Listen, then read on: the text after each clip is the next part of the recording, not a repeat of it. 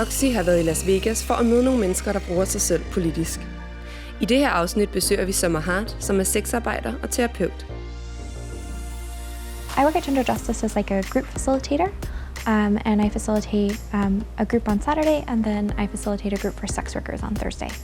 I think sex workers in general, they tend to feel really isolated, and not because they're not outgoing or fun or amazing people, which is obviously like the way that they do their job, but because they're not accepted, and because people don't want to hear about it, or they like attribute like every problem they're having to the fact that they do sex work. Sometimes when you're a sex worker, you can't even say like, oh, I had a bad day, or you know, this didn't go the way I expected, or I'm not feeling good about myself, because like the thing that people will say back to you is, well, then you shouldn't be a sex worker, or then get out of that.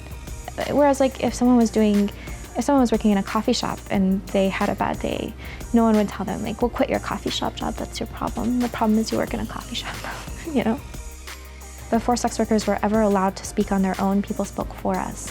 And so people have this idea that the only people who do this are bad people, that they're dirty, that they're like can't be respected in many ways, or like they can't be seen as respectable.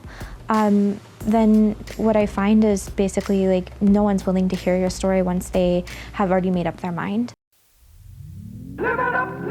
Part of it is that men also face a lot of stigma in this, because male sex workers typically see male clients. So there is an anti-gay or homophobic kind of sentiment to maybe some of those emotions. I also would tell you that there's a subversion of power. When you are a woman, you are expected to do all these things. You are expected to be happy and pretty and smile and give these people these attentions and have sex with them sometimes. Sometimes you owe them sex. I think that's a commonly held belief or feeling. When you take that relationship and you say, for all of this emotional labor and all of this sexual labor and all of the things that I'm doing that I'm expected to do, I expect you to pay me. You have now subverted what the power structure is. I don't owe you anything. You pay me for that. You pay me for my time. You pay me for my emotional labor. You pay me to spend because women have been socialized that, for instance, they should listen to men. They should listen to what's going on with them. They should help them solve their problems. They should be emotional caretakers for family members, friends, anyone around them. And I think the idea is that I don't think I'm worth anything because I want money for that. And I think that's one of the greatest lies we've ever tried to tell women, is like, oh, if you get payment for it, then you don't think you're worth anything.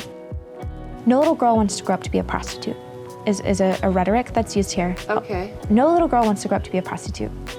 And I saw some, like dozens of sex workers kind of talking back to that, being like, I love my job. Like, I've always wanted to be an entertainer in the way that I am, or always wanted to have the connections to people that I've had, and like, you don't know me, and you can't speak for all of us.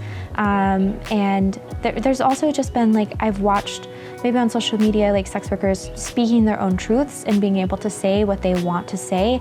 And I find that like, if you look for it, if you're looking for it, you will find it. And you'll find sex workers who are like giving like genuine education on what I think is like sex, sexuality, sexual freedom, reproductive rights, what consent is, and like why they are sex workers, or what's good about being a sex worker if you look for it.